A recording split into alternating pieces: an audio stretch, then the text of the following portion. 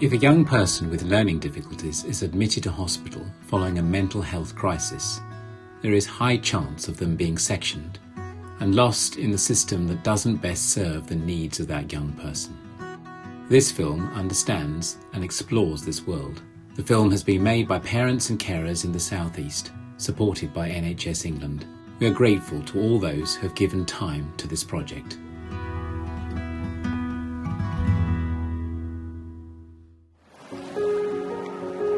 My daughter has autism, a mild learning disability and complex health needs. It took her until she was 16 to get diagnosed. We were left on our own to fight a system that we didn't understand. We ended up getting a referral to CAMS and sitting on a waiting list. We contacted them to say, I think she's suicidal. This was proper crisis, and they said there was nothing wrong. They discharged her, and the following day she went into school and school staff found her hanging and pulled her down. When we've spoken to her since, it's been born out of frustration, not being heard, not being listened to, no provision, no support, and just being left. And so she didn't know what else to do.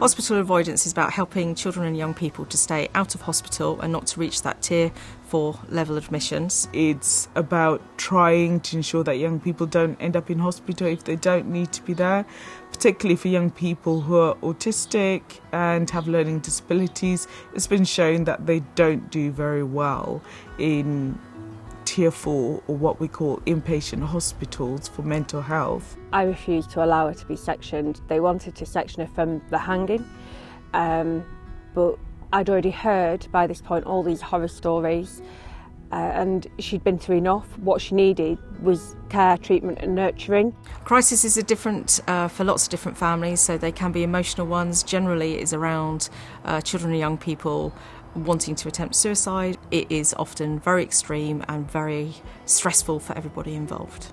Parents can bring their young person to accident and emergency, where they'll be reviewed by the mental health team, and if they already have a diagnosis of autism, then the mental health team will seek additional support, and then that's how would go through the crisis process of them having the care, education and treatment review and looking at how we can support them with their needs.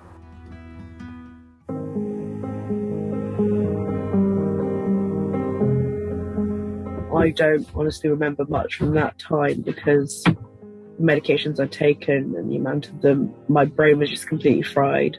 But it was nasty stuff. I was taken to the hospital, they put me on a ward for a night and then sent me to rapid response with CAMS. 2 weeks later, I came back in with self-harm, and that cycle just kept repeating for nearly 9 months. I was told because I was autistic, no therapy would ever work on me and I would never feel better. I just had to learn to live with it. What I actually felt at the time, I was just numb. I was absolutely numb. And we were just left with nothing really other than this email from Rapid Response of a PDF of things to do, which weren't really any practical kind of solutions to someone who felt so devastatingly low and had got to the point that they'd already got to. Some of the difficulties within the current system are the length of time initially that families have to wait to get a diagnosis for a young person. And during that time, parents can find it difficult to get the right support from professionals who have experience in autism. If you're going to do one thing, then join your local parent carer forum. The more educated you are, the easier it will be for you to navigate the system and also to challenge the decisions that are being made by clinicians about your young person. The West Sussex Parent Carer Forum for me, it broadened my horizons, it opened my eyes. I don't know what would have been had I not found them.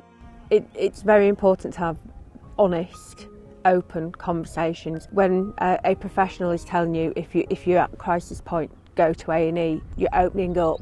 Are they going to look at potentially sectioning that child, they need to explain what the ramification of that sentence is and the gravity of that sentence.